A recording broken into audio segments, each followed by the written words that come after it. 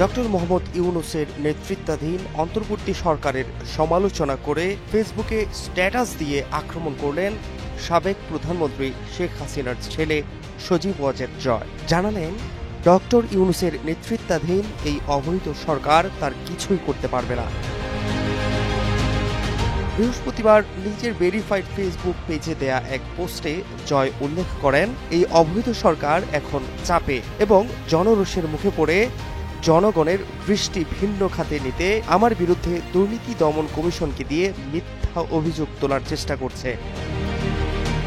Facebook পোস্টে সজীব ওয়াজেদ জয় লিখেন, আমি ভার্জিনিয়ায় 2টি বাড়ির মালিক নই, একটি আমার এবং সেটা আমি 2018 সালে কিনেছি, গত বছর নয়। গত বছর আমার ডিভোর্স চূড়ান্ত হওয়ার পর মালিকানা শুধু আমার নামে করা হয়েছে। অন্য যে বাড়ির কথা বলা হচ্ছে সেটিই ছিল আমার আগের বাড়ি, যেটা আমি বিক্রি করে এই বাড়িটি কিনেছি। আমার বাড়িটির মূল্য কেনার পর থেকে প্রায় $15 লাখ বা 18 কোটি টাকা বেড়েছে। আমি বর্তমান দামে এটি কিনিনি, অনেক কম দামে কিনেছিলাম। আমি কোনো সরকারি কর্মচারী নই, আমি একজন আইটি উদ্যোক্তা। আমার আয় সম্পূর্ণ বৈধ। আমি এখানে কর দিয়ে বসবাস করি। FBI আমার বিষয়ে ইতিমধ্যে তদন্ত করেছে এবং অবৈধ কিছুই খুঁজে পায়নি। সেই কারণেই ইউনূসের সরকার যখন আমার বাংলাদেশি পাসপোর্ট বাতিল করেছিল, তখন আমি দ্রুত মার্কিন নাগরিকত্ব পেয়েছি।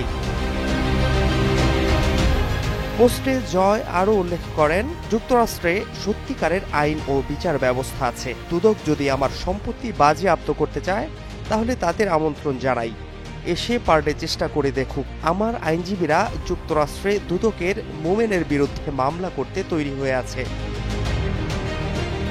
স্ট্যাটাসে হাসিনা পুত্র স্পষ্ট করে লিখেন, আসলে এই অভিযোগের মূল উদ্দেশ্য হলো আমার ঠিকানা প্রকাশ করে আমাকে নিরাপত্তাহীন অবস্থায় ফেলা। কিন্তু আমেরিকার বাস্তবতা হলো এখানে ব্যক্তিগতভাবে অস্ত্র রাখা বৈধ এবং এর গুলিরও কোনো সীমাবদ্ধতা নেই। তাই এসব হুমকিতে আমি ভীত নই।